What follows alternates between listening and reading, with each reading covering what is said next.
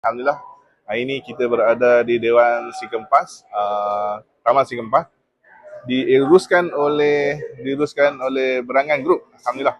So hari ini kita diberi peluang oleh tuan rumah untuk buat kat sini. Kita insyorkan kat sini sebenarnya, kan? Sebab dewan asalnya dewan dia, asal dewan dia majlis ambil balik. So alhamdulillah kita syorkan terbaik, dewan ni memang terbaik lah. Saya suka sebab apa? Komplit lengkap dengan segala-galanya. Meja, kursi, alhamdulillah tempat penyediaan makanan, tempat luar parking yang luas. So alhamdulillah kami sangat suka. Dan Hashwood Catering pun sangat suka sebab apa? Senang, sama-sama senang, sama-sama meriahkan majlis tuan rumah ni, insyaAllah. So alhamdulillah kami dah serahkan lauk kepada tuan rumah. So insyaAllah semalam pun dia makan makanan ini.